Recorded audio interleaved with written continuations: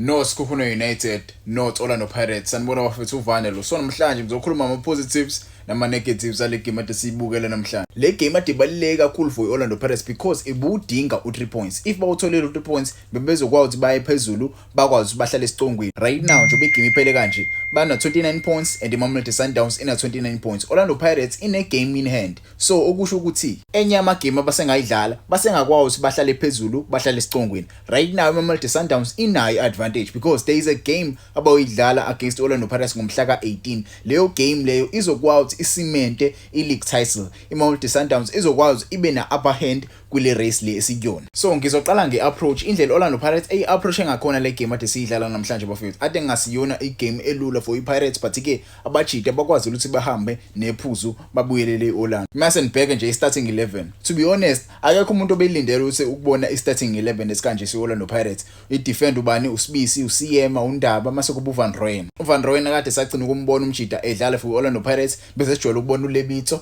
uSibisi naye mfethu umjida ukhona ukwazi ukuthi adlale kahle benosiyema laphana but ke kunethuba umjida alimisile bafethu ngabe sikwazi ukuthi le game lesiwine is Orlando Pirates but ke ngisazokhuluma ngalewo mathuba lawo iPirates engakwazanga ukuthi wasebenzise. Mase size siswini kuba ubani kuba uMasanganye kuba ubani kuba uMbatha benoMakehleni Makhawula. Sithi up front kuba uSibelebele kuba uMoremi mase kuba uMahopa. To be honest lena this approach for me, this was not the approach ebesingakwazi ukuthi si-approach ngayo against a side like iSekhukhune United. We know very well ukuthi iSekhukhune United i-team ekanjani. We know ukuthi iSekhukhune United i-team e-defensive.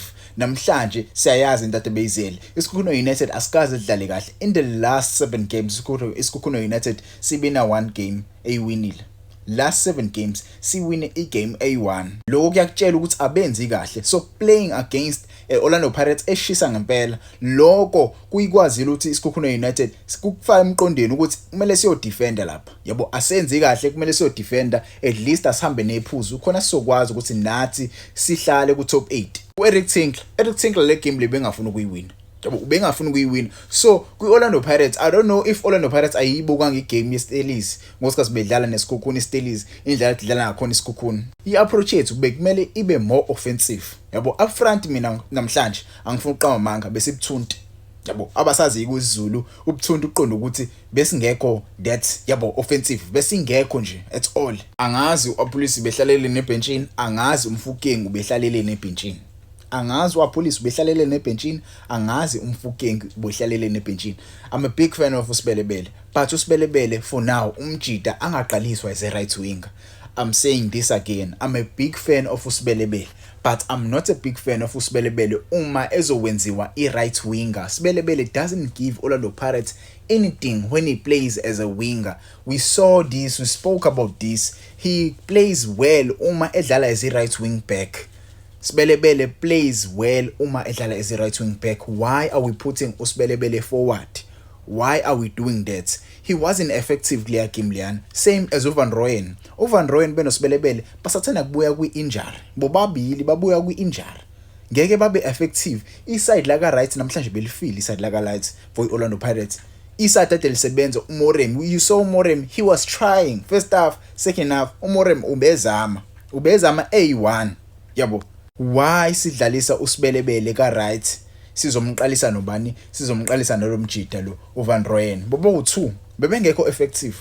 Yabo, I'm not happy with the selection. I'm not happy with the selection of today's game.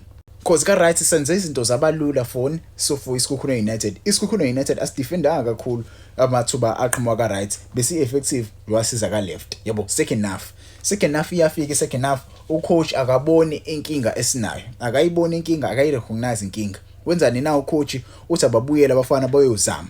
Urecognize sekulate ukuthi hayibo Orlando Pirates iyalidinga igoli. iSekhukhune United siloke sidefendile. Each and every ball efikayo ibe icorner kick. Sibena ma corner kick, maybe 12 corner kicks or 11 corner kicks. Even lawo ma corner asikwazi ukuwashaya.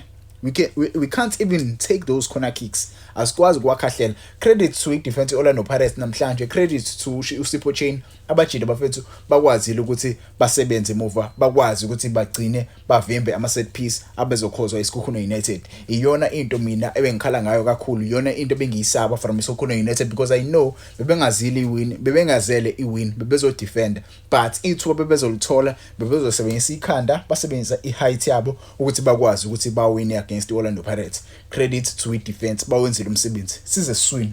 Isisu sethu namhlanje besingekho up to besingekho mnandi. Isisu sethu namhlanje besingekho mnandi. Iqiniso nje alibekwe linjalo bafethu, isisu besingekho mnandi. Afila kumbatha umjida, ube nokuthinteka umjida, angazi ukwenzakaleni lapha, but ke for me bengimele kungcono adonswe early. Yabo uthe ungena uMareko sabona yabo some improvement lapho nalapho, but ke namhlanje besingekho mnandi lapha nalapho.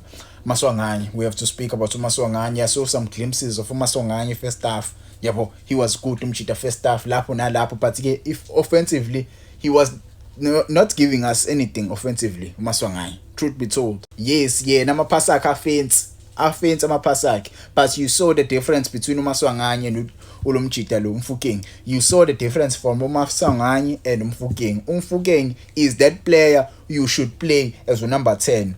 Akumele manje siloke siyibalekela lento, akumele lokho siyela lena le. Mfokeng, he must play as a number 10. He is your number 10, Mfokeng. Play Mfokeng as a number 10 if you want to win games. Play Osuna Police as a right winger. Play Olomjida lo Moremi as a left winger. Play some striker up front, maybe Mbutuma, maybe Mahopa. You will see ama goals there. Why singayi approaching game kanjalo at least? Yabo, you know akekho bani, akekho uSiphombule. Mina ngokwami bengizomqalisa uSiphombule. Ukuba bengekho uSiphombule bengizoqalisa bani? Bengizoqalisa yena Mfokeng. Yabo, I didn't know to uSiphombule bengekho. Yabo. So, igame namhlanje nje bafethu ngifuna ama ibimu. I don't wanna lie.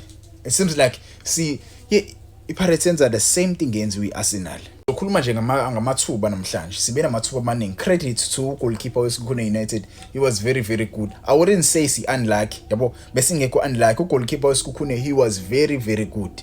He was very good. He made sure ukuthi uyahamba ne-clean sheet kule game le, which is something vele goalkeeper bala ku Betway Premiership mele bayilwele. Yabo, which is something vele mele bayilwele, but credit to that goalkeeper. He was very good today. Our players up front bahlulekile ukwasebenzisa amathuba esiwatholile. Sibisi uthola ithuba elihle kakhulu.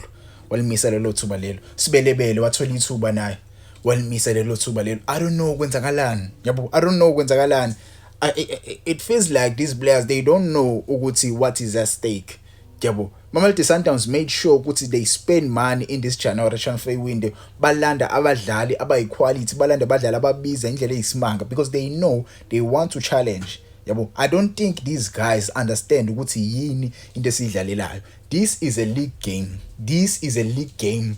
And uma singawathola amaphuzu amathathu, kuyaloku ekubalwa nje, kuloku ekukhaca kancane siyehla lapha phezulu. So mesehla lapha phezulu, iMamelodi Sundowns izoyithola iMomentum. You will see iMamelodi Sundowns against iSikhukhune United. They will win that game against iSikhukhune United. They will win that game. Not because iMamelodi Sundowns idlala ngcono kunathi. No. Not because of that. Because of i-selection eyenziwayo. Because of i-selection eyenziwayo. Because of i-technical team yabo iyawabukela ama-games. Selection namhlanje, it was not a selection engaswinela a game. Angifunda uqamanga. Abajida bawatholile amathuba, yes, but goalkeeper weSikhukhune United, he was very very good. He was very very good for those players who were selected, and it goes back to the selection. If we selected players who were capable of scoring goals, ngabe siyiwinile le game le. Ukube siselectela abadlali abangene ngo 70, what was the point of subbing in players ngabo 70 minutes?